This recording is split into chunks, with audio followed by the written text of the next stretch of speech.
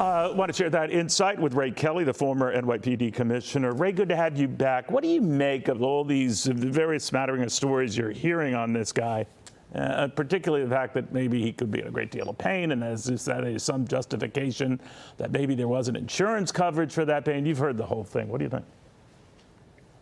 Well, it's very hard to put it together. We don't know enough yet, but obviously he's a very intelligent guy, but he wasn't very aware of what law enforcement can do these days as far as tracking his path. As you said in your lead-up, it was amazing that this is just a week ago that this happened. I think in 10 hours' time, the NYPD had his uncovered face picture distributed, and literally distributed throughout the world. So I think they did an amazing job, but it does also show the level of technology that can be brought to bear now these days on crime.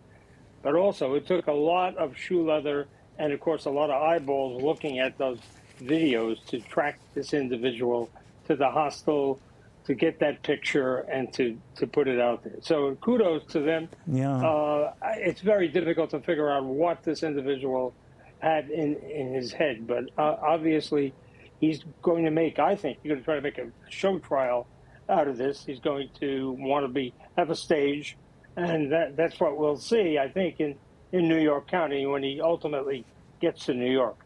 You know, it's interesting, too, Commissioner, when I was talking to Chief Joseph Kenney, he was referring to the release of this picture. Of course, that went nationwide, worldwide, really. But it wasn't the obvious things that tripped him up and got him identified. And I want you to hear what the chief had to say about that.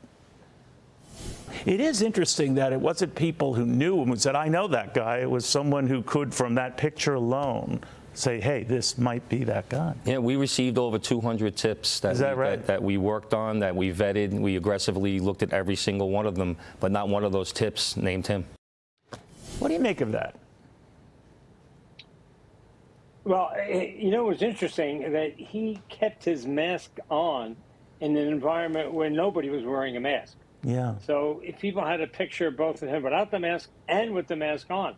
So that apparently is what raised his suspicions of the people in the McDonald's. So he was too clever by half, trying to keep his face covered. I think that certainly helped identify him.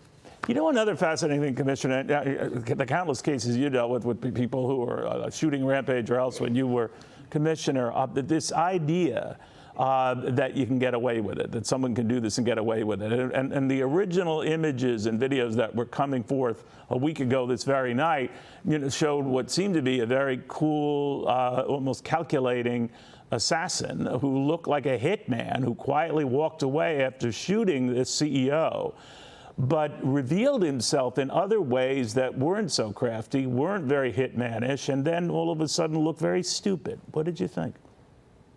Yeah, well, as I said, he was unaware of the capabilities of modern law enforcement. I don't think any other city in the world has the camera capacity that New York City has, and that enabled detectives to actually track his whereabouts, as I say, with a lot of hard work. But to track him back to that hostel in the very day that he did the shooting, get his picture, develop the picture without the mask, and circulate it literally, as you said, throughout the world. I don't know where else that could have been done as quickly as it was done. So, you know, they ought to be commended, but you're right. He was sloppy. You know, he thought he was going to drive through the park and just a guy on a bike, and that's it. He's going to disappear in the big city. Well, obviously, he's very wrong. Yeah, but I wouldn't think it would be Altoona, Pennsylvania, though. You know, it's interesting because to your point, Commissioner, I think I had heard there are 20 cameras on every city block in Manhattan. There weren't that many in Boston at the time of the Boston Marathon bombing, but enough to sort of put together and piece together the two brothers that were involved in that. So that technology is out there, and it comes in pretty handy in a moment like this, doesn't it? Well, it did. The Bloomberg administration came in 3 months after 9/11, and I was part of that administration. We wanted to put in place as many cameras as we possibly could. We started with something called the Low Manhattan Security Initiative, and then a domain awareness system.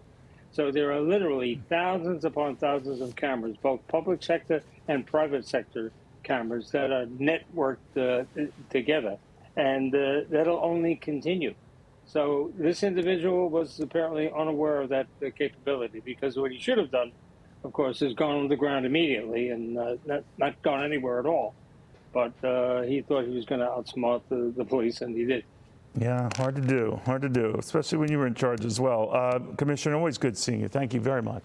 Click here to subscribe to the Fox News YouTube page to catch our hottest interviews and most compelling analysis. You won't get it anywhere else.